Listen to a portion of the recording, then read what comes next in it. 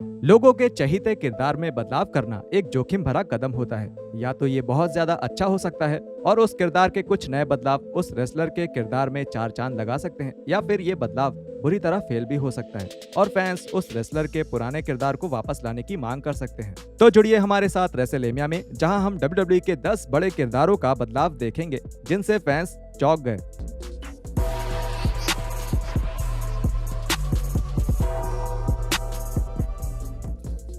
ऐसे हीरोज की wrestling videos के लिए हमारे चैनल को सब्सक्राइब करके नोटिफिकेशन बेल दबाना ना भूलें और एक्सक्लूसिव लिस्ट के लिए हमें फेसबुक पर फॉलो करें। हमारा नया चैनल रेसलमेनिया शॉर्ट्स भी जरूर देखें।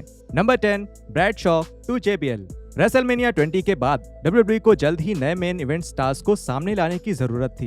ब्रॉक लेसनर और गोल्डबर्ग जैसे बड़े स्टार्स कंपनी छोड़कर जा चुके थे, जिसकी वजह से विंस मैकमैन ने APA के सदस्य ब्रैडशॉ को WWE के मेन इवेंट सीन तक पहुंचाने के लिए चुना। ब्रैडशॉ एक अच्छे रेसलर थे और फैंस के बीच मशहूर भी थे, लेकिन टैग टीम के इस रेसलर को मेन इवेंट का रेसलर बनाने के लिए उनके किरदार को एक बड़े बदलाव की जरूरत थी। इसके बाद ब्रैडशॉ बन गए जॉन ब्रैडशॉ लेफील्ड, जो कि एक बिगड़े हुए अमीरजादे थे और ये गिमिक बहुत बेहतरीन ढंग से निभाया गया था। कुछ ही हफ्तों में फैंस को JBL कंपनी एक टॉप हील के तौर पे पसंद आने लगे थे और एडी गुरेरो के साथ उनकी लड़ाई को दुनिया भर के फैंस ने पसंद किया।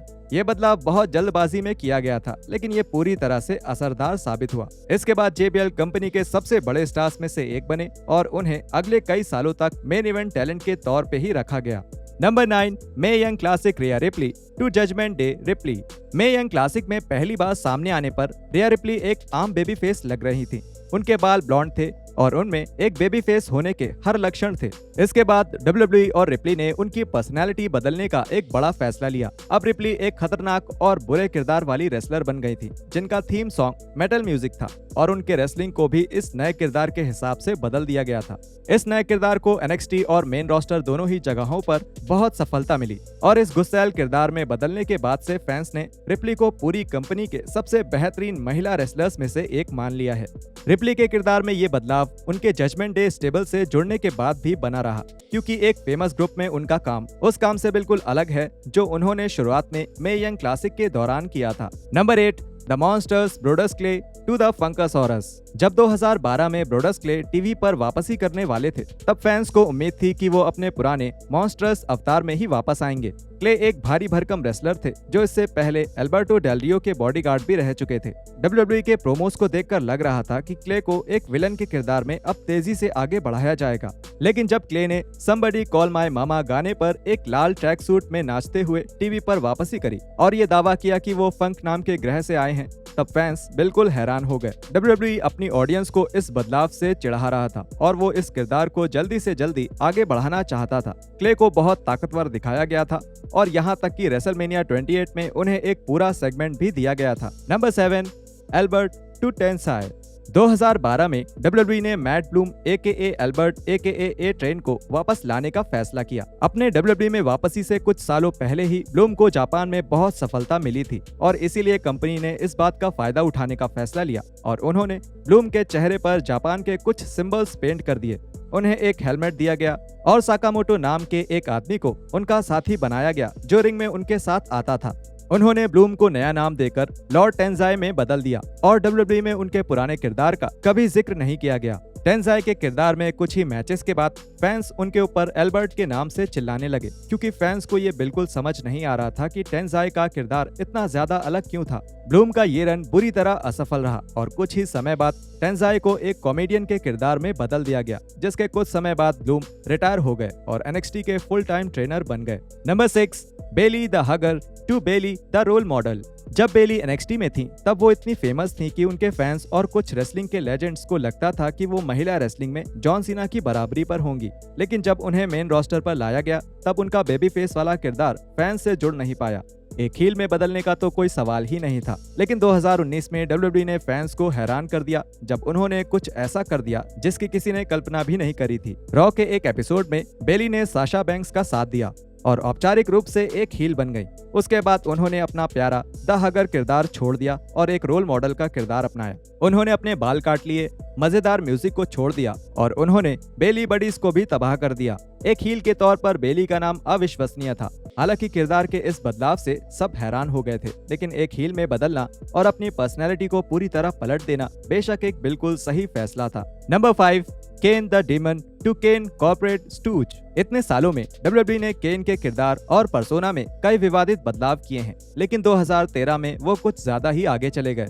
उनका पुराना भयानक किरदार अब ट्रिपल एच और स्टेफनी मैकमैन के लिए एक कॉर्पोरेट कठपुतली बन चुका था। इस बदलाव ने फैंस को हैरान कर दिया, क्योंकि जब केन एक अच्छे बेबी फेस थे तब भी उनके किरदार के पीछे की कहानी बिल्कुल बदली नहीं थी। पर WWE ने अब एक ही रात में केन के पूरे किरदार और पर्सोना को ही खत्म कर दिया था। अब केन केवल एक आम आदमी बन चुके थे जिन्हें एक नौकरी चाहिए थी, और इस बात का कोई मतलब नहीं बन रहा था। फैंस इस बात से बहुत हैरान थे कि केन ने अपने किरदार को इतनी बुरी तरह से बदलने दिया। नंबर 4, पीट डन टू बुच। पीट डन को दुनिया के सबसे बेहतरीन इन रिंग टैलेंट में से एक में शामिल किया जाता था, और जब ये सामने आया कि उन्हें मेन रोस्टर में बुलाया जा रहा है तब फैंस बहुत एक्साइटेड थे। बदकिस्मती से जब ये पता चला कि WWE उनका किरदार और उनका नाम बदलने वाला है, तब फैंस को बिल्कुल यकीन नहीं हुआ। डन का नाम बुच रखा गया। उनका किरदार एक खूंखार पिटबुल जैसा था।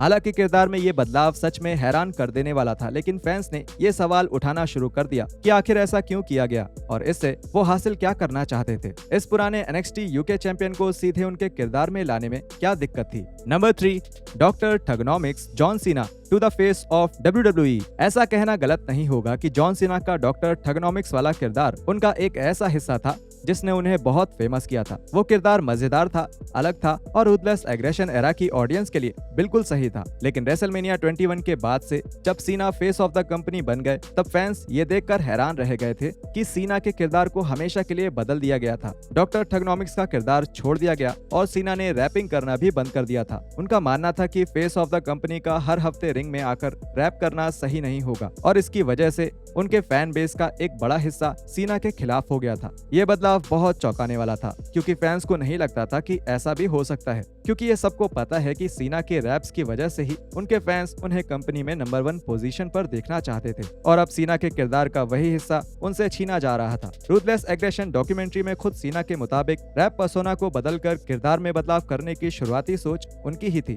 मेरी एक पर्सनैलिटी थी जिससे दर्शकों को लगाव था, लेकिन धीरे धीरे वो दर्शक बदल गए और फिर ज्यादातर बच्चे और परिवार इन इवेंट्स पर आने लगे, और मैंने ऐसा होते हुए देखा। मुझे आंकड़ों की जरूरत नहीं है, मैं ये देख सकता हूँ, इसलिए मैंने सोचा कि अब बस हो गया, हम अभी बदल रहे हैं। मुझे याद है मैं विंस के ऑफिस में गया और कहा मुझे रैपिंग बंद करनी है। Number 2, the dead man Undertaker to the American badass Undertaker. Attitude era के दौरान द अंडरटेकर को ऐसा लगने लगा था कि उनका सुपर नेचुरल वाला किरदार अब फीका पड़ गया है, इसलिए किसी किरदार को बदलने का सबसे बड़ा जोखिम लिया गया, और ये फैसला हुआ कि साल 2000 में अंडरटेकर एक बिल्कुल अलग किरदार में वापसी करेंगे।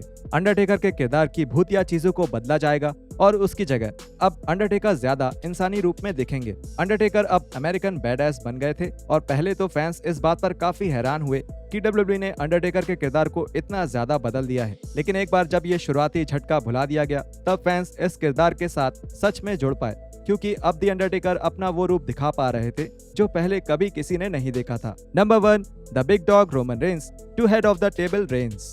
रोमन रेंस का बेबी फेस वाला किरदार WWE के फैन बेस को बिल्कुल पसंद नहीं था। वो अजीब था, बहुत फीका था, और ये बिल्कुल साफ था कि रोमन रेंस अपनी असली पर्सनैलिटी को दिखाने के बजाय बस एक किरदार निभा रहे थे।